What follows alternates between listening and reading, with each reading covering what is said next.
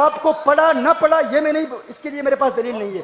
ایک بزرگ نے یہ بھی کہا کہ چند چیپٹرز تاج الشریعہ کی بارگاہ میں پڑھے گئے، انہوں نے سنے اور تاج الشریعہ نے دعائیں بھی دی۔ صوفی کانفرنس کے بعد بھی سرکار تاج الشریعہ نے دعائیں بھی دی۔ لیکن ایک بندہ بغیر کسی گواہ کے یہ کہتا ہے کہ مدونہ امام مالک کی کتاب ہی نہیں ہے، یہ ایسی بات ہے، یہ تو گویا کہ یوں کہہ دیا۔ اور پھر دیکھیں ہمارے رضوی بریلوی بھائی اس محفل میں سرکار تاج الشریعہ کے نام کے نعرے لگا رہے ہیں کہ ٹھیک ہے بھائی ہم نے تاج الشریعہ کے دشمن کو ہرا دیا۔ وہ ایسی جاہلانہ بات کر رہا ہے، وہ کہہ رہا ہے کہ مدونہ امام مالک کی کتاب ہی نہیں ہے۔ یہ تو ایسے ہے کہ کوئی کہے کہ فتاوی رضویہ اشرف علی تھانوی کی لکھی ہوئی ہے۔ سنیوں کی محفل میں کوئی کہے فتاوی رضویہ اعلیٰ حضرت کی کتاب ہی نہیں ہے، تو بھائی اسے جوتے مار کے باہر نہ نکالو گے؟ جو دین کی ابتدائی مبادیات کو بھی جانتا ہے وہ جانتا ہے کہ بھائی مدونہ امام مالک کی کتاب ہے، اس میں تو کوئی شک کر ہی نہیں سکتا۔ جب کالا کہہ دیا فی المدونہ تو یہ معہود ذہنی ہے، وہ پتہ ہے ہر بندے، یہ انڈرسٹوڈ بات ہے، ذہن میں ہے، ہر بندے کو پتہ ہے کہ امام مالک کی کتاب ہے۔ اتنی بڑی جرت، اور پھر وہ بندہ خود کہے اور بات، اکیلے کہے اور بات، حضور محدث کبیر کو ساتھ بٹھا کے کہہ رہا ہے اور حضرت خاموش ہے، حضرت اس کو منع بھی نہیں کر رہے۔ اب یہ جو لوگ، اور کس بنیاد پر، ایک بات نہیں بے شمار ایسی باتیں کی گئی، ایسی عجیب باتیں، ایسی جاہلانہ باتیں، واللہ مجھے بڑی حیرت ہوئی۔ پہلے تو سرکار محدث کبیر نے کہا یہ امام مالک کا موقف ہو ہی نہیں سکتا، مجھے توقع نہیں ہے کہ امام مالک نے یہ کہا ہو۔ جب میں نے بنگلور کی تقریر میں بیان کر دیا کہ آپ کہتے ہیں کہ خبر متواتر مانوی یہ جو ہے یہ قطعیت کا فائدہ دیتی ہے اور اس سے یہ قطعی ثبوت ہے، تو ہم اس کا انکار نہیں کرتے، ہم کہتے ہیں لیکن کیا اس کی دلالت ہمیشہ قطعی ہوتی ہے؟ جب قرآن کی قطعی و ثبوت کی دلالت ظنی ہو سکتی ہے، اسی لیے تو فقہا کے اختلاف ہے۔ وَامْسَحُوا بِرُؤُوسِكُمْ پر فقہا کیا لکھتے ہیں؟ کیا وہ قطعی و ثبوت نہیں ہے؟ قطعی و ثبوت ہے، لیکن قرآن کی متواتر آیت پر تو انکار کوئی نہیں کر سکتا۔ قرآن کریم کی ساری آیات متواتر ہیں، متواتر تو ہیں، لیکن کیا ان کی دلالت بھی قطعی ہے؟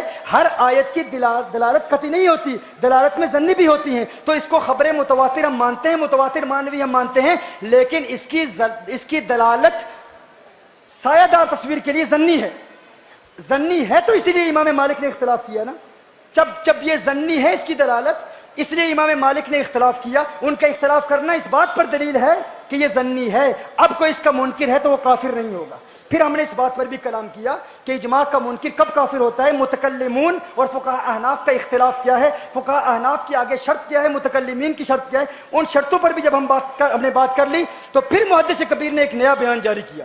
انہوں نے کہا ٹھیک ہے، پہلے آپ نے ارشاد فرمایا کہ یہ مجھے لگتا نہیں ہے، مجھے توقع نہیں ہے کہ متواتر مانوی کے حوالے سے حضور امام مالک رحمۃ اللہ تعالی علیہ فرمائے کہ یہ منقوش تصویر یہ جائز ہے، چونکہ متواتر مانوی ہے یہ حدیث۔ پھر جب میں نے وضاحت کر دی تو اس کے بعد بیان بدلا، آپ نے فرمایا ٹھیک ہے امام مالک کے نزدیک یہ حرام نہیں ہے لیکن احناف کے نزدیک تو حرام ہے۔ تو اس سے ایک اور بات واضح ہو گئی کہ کم از کم آپ نے یہ تو تسلیم کر لیا، کہ یہ اجماعی حرام نہیں ہے۔ ہم آپ کا شکریہ ادا کرتے ہیں کہ آپ نے، اگر پوری کتاب پڑھ لیں تو میں یہ دعوے کے ساتھ کہتا ہوں اگر پوری کتاب مکمل پڑھ لیں، میں نے پہلے بھی کہا تھا اس کتاب کو مکمل پڑھ لیں، جو قلم اٹھانا چاہتا ہے وہ قلم رکھ دے گا، وہ بات نہیں کرے گا یا میری تائید کرے گا۔ اور کون کہتا ہے کہ حنفی مالکی ہو جائیں؟ الیاذ باللہ، کس نے کہا ہے؟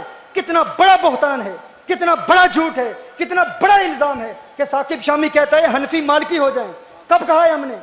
کوئی ہماری تحریر دکھائیں، کوئی ایک تحریر ہماری دکھائیں جس میں ہم نے کہا ہے کہ حنفی مالکی ہو جائیں۔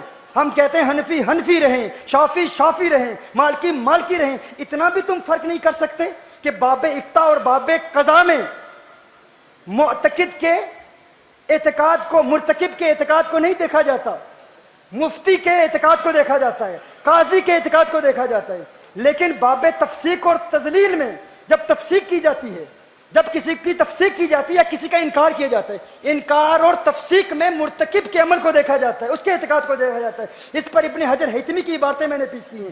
کیوں اعلیٰ حضرت رحمہ اللہ دیہات کے جمعے کے متعلق ارشاد فرماتے ہیں اگرچہ امام کا قول ہے کہ یہ ناجائز ہے لیکن اعلیٰ حضرت نے فرمایا منع نہ کرو۔ اس طرف توجہ کریں، یہ ٹیکنیکل باتیں ہیں، یہ غور بھی کریں گے تو بہت مشکل سے سمجھ آئیں گی۔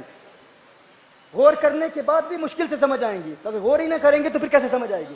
اس کے علاوہ جمعہ کے خطبے کے حوالے سے بلند آواز میں دعا کرنا، اعلیٰ حضرت رحمہ اللہ نے امام کا قول بیان کیا ہے، لیکن اگر کوئی ایسا کر رہا ہے تو فتاوی رضویہ میں ہے، اس پر انکار نہیں ہوگا۔ کیوں؟ لا تفسیق بالاجتہادیات۔ حضور محدث کبیر حفظہ اللہ تعالی فرماتے ہیں یہ مجتہدین مطلق کے مختلف فی مسائل ہیں۔ تو میں نے اس پر عرض کیا اگر صرف مجتہدین مطلق کے مختلف فی مسائل میں تفسیق نہیں کی جاتی، مقلدین کے مختلف فی مسائل میں تفسیق کی جاتی ہے ہر مسئلے میں، تو میں پوچھتا ہوں مجتہدین کے مختلف فی مسائل تو بہت تھوڑے ہوتے ہیں، اکثر مختلف فی مسائل تو مقلدین کے ہوتے ہیں۔ کیا حضور محدث کبیر مقلد ہیں یا نہیں، یا مجتہد ہیں؟ مقلد ہیں نا۔ سرکار تاج الشریعہ بھی مقلد ہیں، لیکن آج سرکار تاج الشریعہ ساری زندگی فرماتے رہے کہ تصویر کا مسئلہ، غیر سایہ دار تصویر، یہ اجماعی حرام ہے، لیکن آج محدث کبیر فرما رہے ہیں کہ نہیں اجماعی حرام نہیں ہے۔ تو کیا یہ حضور تاج الشریعہ کے خلاف گئے یا نہیں گئے؟ تو اب ہم کس کی تفسیق کریں گے؟ کیا تم تاج الشریعہ کو فاسق کہو گے یا محدث کبیر کو فاسق کہو گے؟ نہیں، ہم کسی کو نہیں کہیں گے، ہم کہیں گے دونوں مقلد ہیں اور مقلدین کے مختلف فی مسائل میں تفسیق نہیں ہوتی۔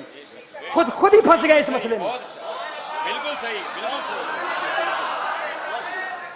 دیکھیں میرے نزدیک میرے حنفی بزرگوں، وہ حنفی علماء جو کہتے ہیں تمباکو نوشی ناجائز ہے، تمباکو نوشی ناجائز ہے، حرام کہتے ہیں، سرکار اعلیٰ حضرت اس کو جائز کہتے ہیں، تو کیا اب ہمیں حق حاصل ہے کہ محدث کبیر جو تمباکو رکھتے ہیں اپنے منہ میں، کیا اس کی بنیاد پر ہم انہیں فاسق کہہ سکتے ہیں؟ کیونکہ محدث کبیر فرماتے ہیں کہ مجتہدین کے مختلف فی مسائل میں صرف تفسیق ہوتی ہے، مقلدین کے مختلف فی مسائل میں تفسیق نہیں ہوتی، تو کیا ہم العیاذ باللہ محدث کبیر کو فاسق کہہ سکتے ہیں؟ ہم کہیں گے ہم کبھی نہیں کہتے۔ کیوں؟ کیونکہ یہ مسئلہ مختلف فی ہے، اختلافی مسئلہ ہے، اختلافی مسئلے میں اعتبار مرتکب کے اعتقاد کا ہوتا ہے، اگر وہ جائز سمجھتا ہے تو اس کے لیے جائز ہے۔ این اسی طرح جو بھی مدنی میاں صاحب کے ماننے والے، ان کے فتوے پر عمل کرنے والے جواز کے قائل ہیں تو ان کے لیے جائز ہے، کیونکہ مسئلہ مختلف فی ہے، لیکن سرکار تاج الشریعہ کے موریدین کو تصویر بنانے کی اجازت نہیں ہے، کیونکہ تم حرام سمجھتے ہو، تم معتقد ہو اس کی حرمت کے، اب تم تصویر بناؤ گے تو تم گنہگار ہو، فاسق ہو، اب میں تمہیں منع نہیں کرتا تو میں خود گنہگار ہو جاؤں گا۔ مختلف فی ہے۔ ہم چشتیوں کی اگر محفل قوالی ہو رہی ہو، اگر محفل قوالی ہو رہی ہو، میری بات سنیں، کون سی قوالی کی محفل؟ مخلوط محفل نہیں، جس میں عورتیں ہوں وہ نہیں، جس میں کفریہ کلمات کہے جا رہے ہوں وہ نہیں، شرطوں کی پابندی کے ساتھ اگر قوالی کی محفل ہو رہی ہو مکمل، کیونکہ مسئلہ یہ بھی مختلف ہی ہے۔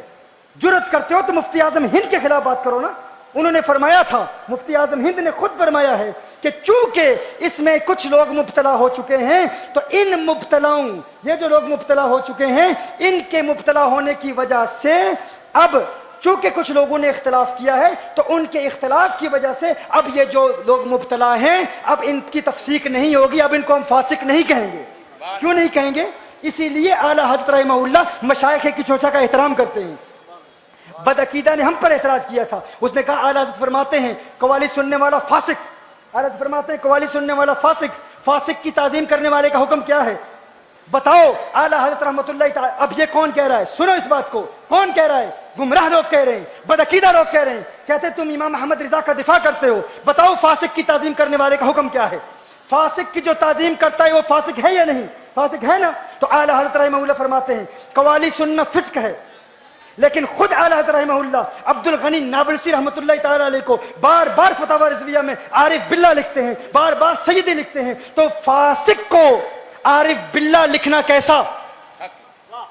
کیونکہ عبد الغنی نابلسی نے آلات موسیقی کے جواز پر پوری کتاب لکھی ہے، پوری کتاب لکھی ہے۔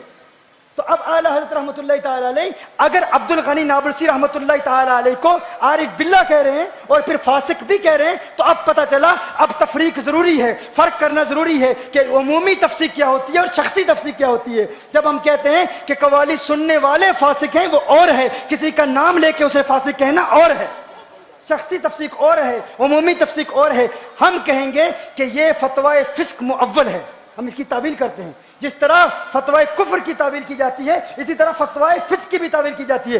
ہم نے بدعقیدہ گمراہ لوگوں کو جواب دیا. ہمارا جواب سنیے. جواب یہ ہے کہ اعلی حضرت رحمہ اللہ اسی کو فاسق کہہ رہے ہیں جو اس مختلف فی مسئلے کی حرمت کا قائل ہے. حرمت کے قائل ہونے کے بعد سنتا ہے تو وہ فاسق ہے. اگر جواز کا قائل ہے تو فاسق نہیں ہے, عارف باللہ ہے. واہ واہ کیا بات ہے, سبحان اللہ, سبحان اگر اس کے علاوہ آپ کے پاس کوئی جواب ہے تو پیش کریں, بتائیں. آپ بھی تو کہتے ہیں نا ہم بزرگوں سے یہ بات نہیں کہہ رہے, یہ ہمارا لہجہ نہیں ہے, ہم ان چمچوں سے بات کر رہے ہیں.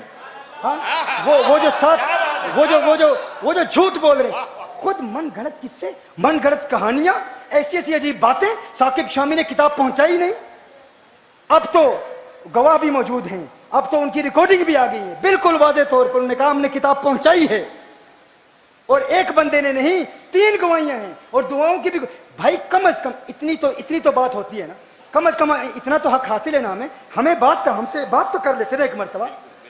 اتنی عجیب بات, خود ایک مفروضہ, ایک قصہ بنا لیا, ایک قصہ گھڑ لیا, اسی پر ایک اور قانون, اور پھر لوگ